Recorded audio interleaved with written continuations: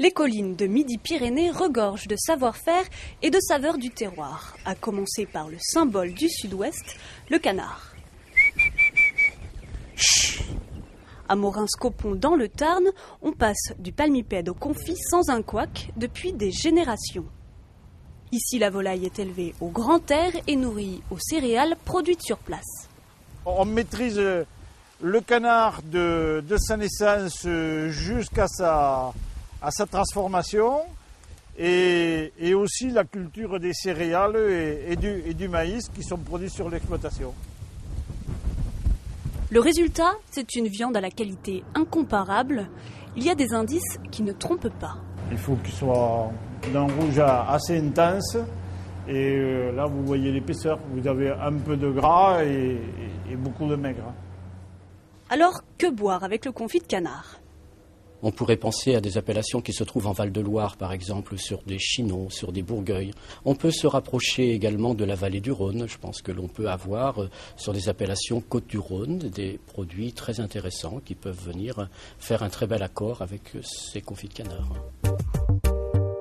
Moulé, salé, retourné dans cet atelier blanc cassé, tout est fait à la main. On bichonne un produit, le fromage de chèvre. C'est pas je le moule et je l'oublie, non, c'est je le moule et puis je m'en occupe soigneusement pendant plusieurs jours avant de l'emballer et de l'expédier. Le secret de Claude, c'est la qualité du lait de ses chèvres qui pèse au cœur du ségala. C'est ce qui donne à cet or blanc une saveur si particulière. Toujours ce petit goût de noisette après en arrière-bouche qui est une des caractéristiques sensorielles, pour parler avec des mots savants, de notre produit. Et les vins ne manquent pas pour accompagner crottin, faisselle et autres cabécous. On peut penser au Sancerre, par exemple. Là, on pourra avoir des très jolis vins. Si on a des fromages qui sont un petit peu plus affinés, un petit peu plus secs, on peut aller sur des vins rouges. On peut aller sur des vins de Bourgogne, par exemple. Et dans notre sud-ouest, je crois qu'il est intéressant d'aller sur des vins comme Marcillac ou, par exemple, Gaillac, qui proposent une jolie palette de vins qui peuvent accompagner les fromages de chèvre.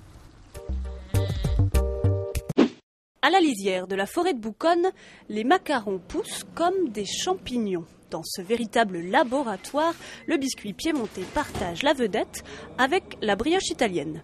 La pâte du panettone qui est quasiment prête à bouler. On appelle ça le boulage, quoi. La technique, Bruno l'a apprise auprès d'un maître italien. La pâte vanillée et les fruits confits rigoureusement sélectionnés font le reste. C'est pour ça que ça plaît énormément le panettone. C'est pas un seul arôme, comme une brioche traditionnelle où vous croquez dedans et vous avez le goût de la pâte. Là, c'est vraiment, c'est comme le bon vin, quoi. Vous avez un arôme primaire, secondaire, tertiaire.